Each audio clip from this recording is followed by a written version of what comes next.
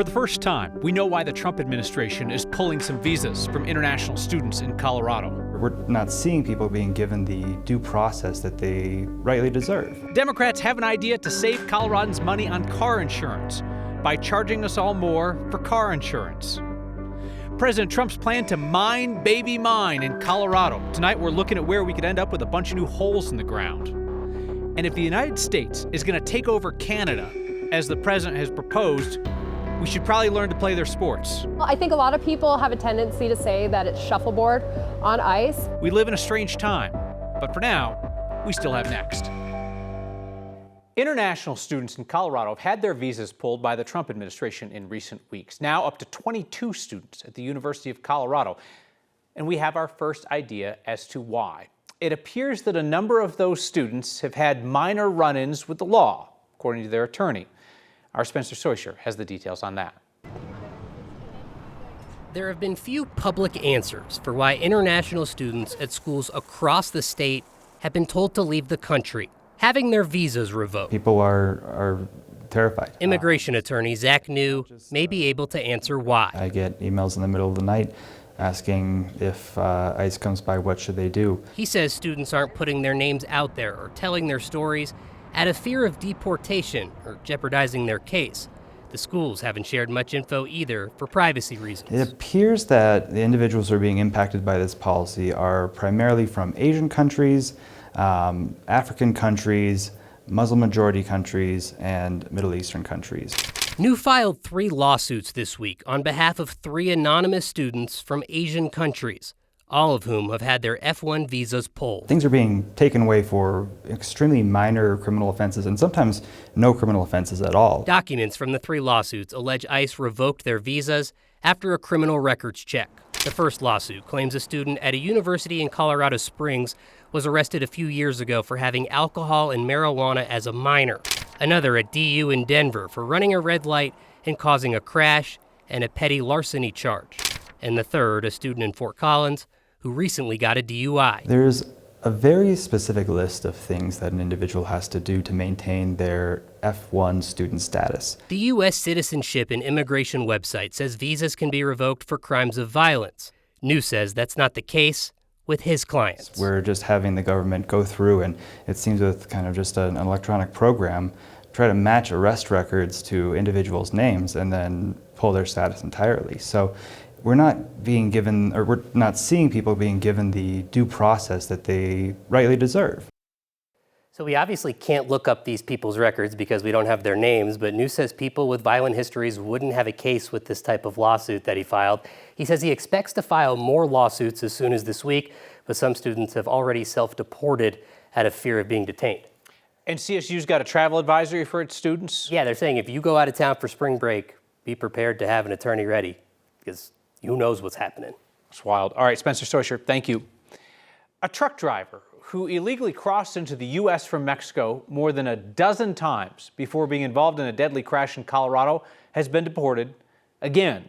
He was picked up by ICE earlier this month when the widow of the man killed in that crash tipped off immigration agents about his release date.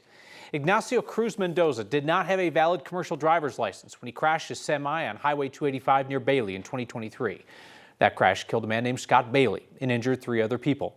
Cruz Mendoza pled down to misdemeanor traffic citations and completed his sentence at the Jefferson County Jail this month. The widow of the man killed in the crash told us she called ICE to make sure that Cruz Mendoza would not walk free. She notified immigration well before the Jefferson County Sheriff's Office.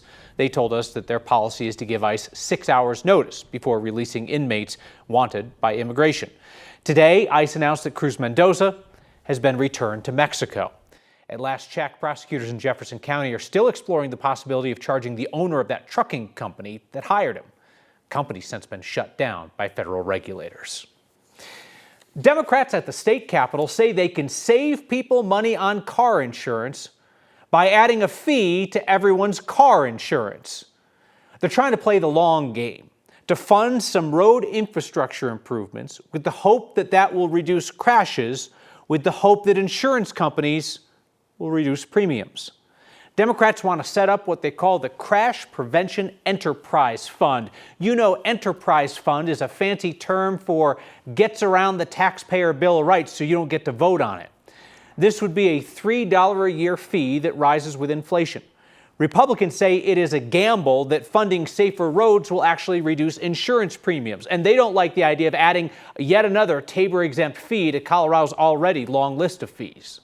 Our goal through a reasonable fee structure, $3 per automobile policy, that we would be able to find a definable and a sustainable source of revenue to be able to better design our transit and roadways to reduce these types of vehicle collisions, thereby reducing, we hope, insurance costs for the average consumer here in the state of Colorado. I don't like the idea that we're going to raise the cost of insurance to make insurance cheaper.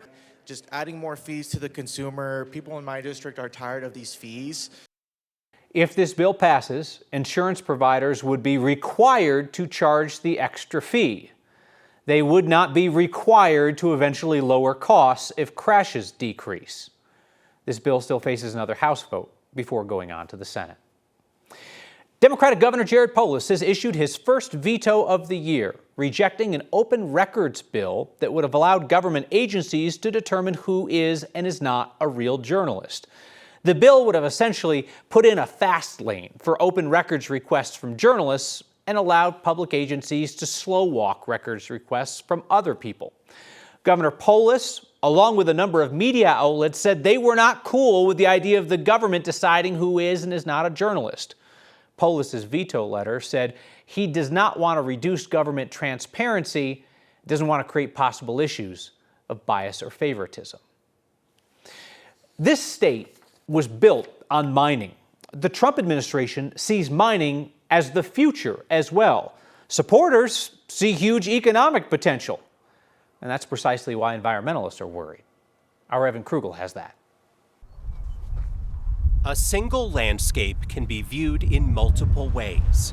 Some see beauty above ground, like Aaron Weiss. I mean, that's why we live in Colorado. Others see beauty beneath it, like Adam Ekman. You know, having worked in the mining industry as long as I have, I can't help but sort of look at a topography and wonder what might be there. Both men agree America needs more critical minerals.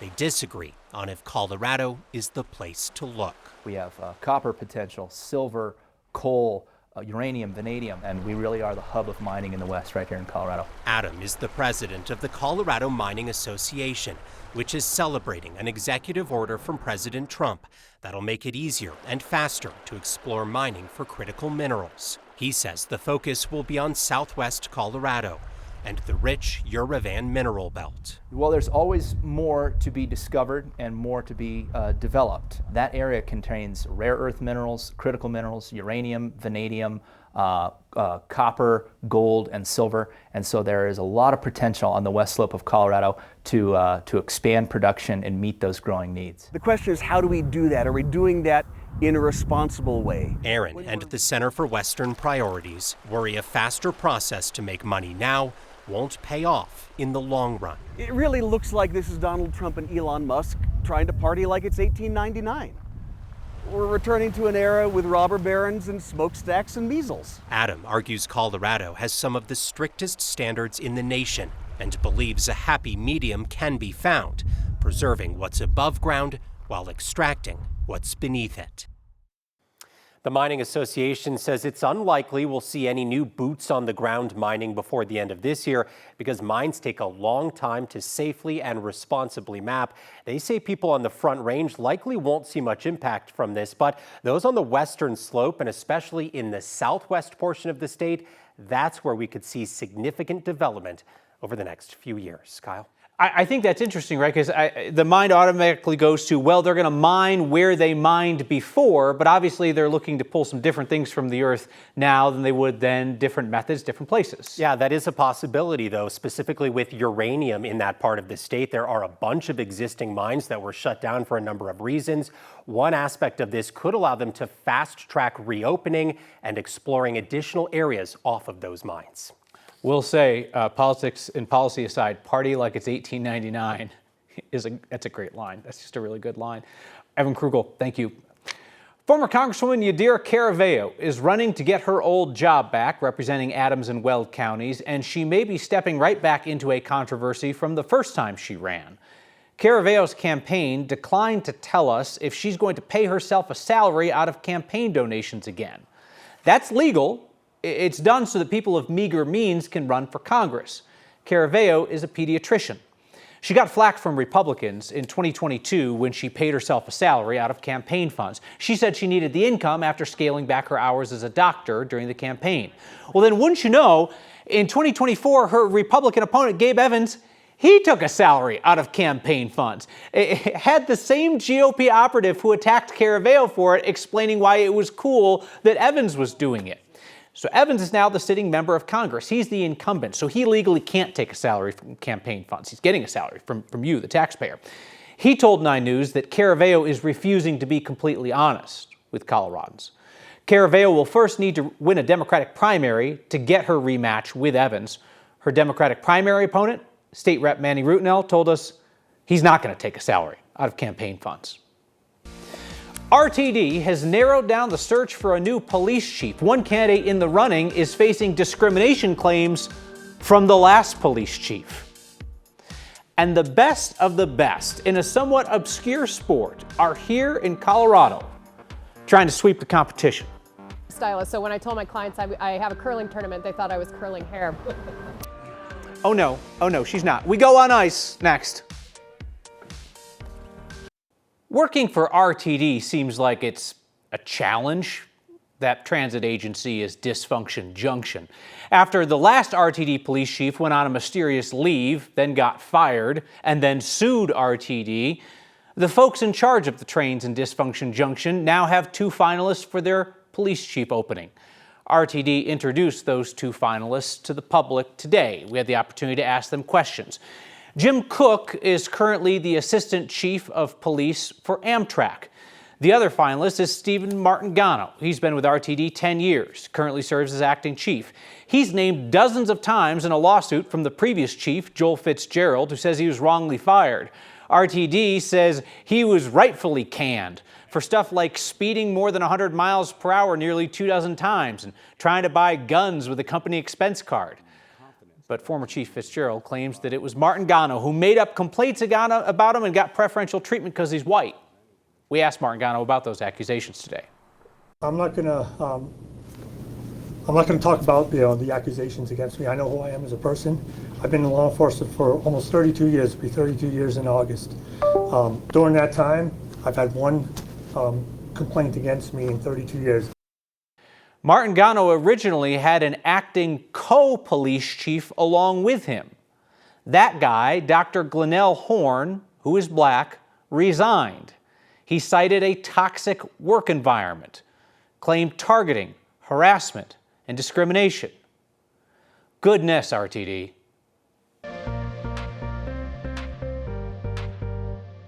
We're going to end the week like we started it. Cold, wind, rain, and snow. You're like, what? Our high was 77 degrees today. It was almost, actually it was 90. 91 in southeastern Colorado. And here comes the cold front. It is raining in Fort Collins. It is snowing in the foothills. And that wind has been ferocious. And now we're down to 54 degrees in Denver, 42 in Fort Collins, 28 in Laramie. That front is moving from north to south and the wind has been extremely blustery. So check with the airport if you're picking up somebody or flying out tonight.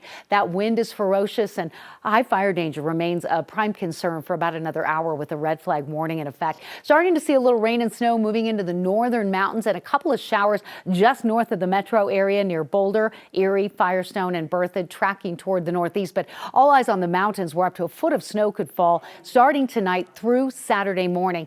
Be mindful of the winter weather and travel advisories if you're headed up I-70 late tonight. Denver will see the rain and snow fill in. All snow after midnight, snow for the morning drive, 2 to 4 inches of wet, heavy snow during the day tomorrow with some improvement after the drive on Saturday morning if you have to be out and about early in the weekend. Temperatures are trending much colder over the next few hours. Weather impact alert for cold and snow Friday. We clear out Saturday. Right now I've got Easter Sunday, sunshine expected with temperatures in the low 60s. It's been weeks and months since a number of Department of Corrections leaders in Colorado, including 3 wardens, were placed on leave, one after another, without explanation. We still don't know why most of them are on leave, but today we're learning more about the criminal investigation into one of the top supervisors of the state's adult parole program.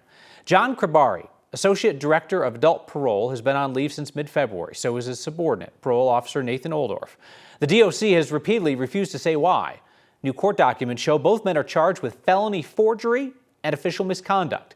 Prosecutors say Kribari lied about going through required defensive tactics training back in January and that his colleague helped falsify the records. Those 2 are not the only DOC employees on leave without explanation. Their boss, the Director of Patrol, was also on leave pending some kind of internal review, but returned to work last month. 11 other Department of Corrections employees have been placed on leave since as early as January, including 3 prison wardens. Well, they are not the Avs, but they are stars on ice in their own right. America's best curlers come to Golden looking for a clean sweep. Next. Curling, like the sport of curling, is, among other things, loud. You wouldn't necessarily expect that. But there's a lot of hollering coming from the Curling Center in Golden this week as they host a national curling competition. Curl, curl, curl. What is curling? I think at its simplest form, the reason why it's called curling is because when you throw the stone down the ice, the stone curls. Keep it moving. Keep it moving. Keep it moving. You got it. Nationally, I'd say that all eyes are on us this week. We have former Olympians out here. We have former champions from this event. So this is the 2025 USA Curling Mixed Fours Nationals. Mixed Fours is 2 women, 2 men. It's competitive but friendly. I think a lot of people have a tendency to say that it's shuffleboard on ice, and then you couple that with a lot of screaming, emphatic screaming. And the more emphatic, that means that the more serious it is. Straight, straight, straight, straight! The person at the far end who's holding the broom that you normally hear yelling a lot. It's gonna over curl. A little straight if you can. Is the one that's trying to read how much the ice is going to move or curl. Okay, go ahead. Go ahead. Hard, hard, hard. It's really good. You have a chance.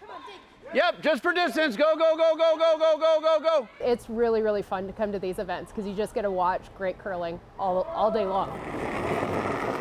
I tell people it's a lot like bowling. No matter how much I bowl, I will be a terrible bowler for the rest of my life. But that doesn't mean that I can't get the ball from here to there. And that's the thing about curling. It's literally anybody can do it. It doesn't necessarily mean that you can play at a high level. You have to work really hard to get to that high level of curling. But man, anybody can do it, and it's so much fun. You didn't bust up your arm ice skating, did you? Not this time. Roller skating. It was roller skating, people. It's dangerous. Stay vertical. We're back with feedback next. All our feedback came by text tonight, at least the ones I'm going to read. This text: why did this Cruz Mendoza truck driver get deported to Mexico when all the violent criminals go to El Salvador? Well, if you haven't been following our reporting here, perhaps you're not aware that this claim by the Trump administration that the worst of the worst violent criminals are the people being sent to El Salvador, that appears to be what comes out of the south end of a bowl looking north, because we've chronicled a number of cases in which people from Colorado sent down there were certainly not the worst of the worst. National reports say the same. Another text: hey Kyle, can you explain curling scoring? No.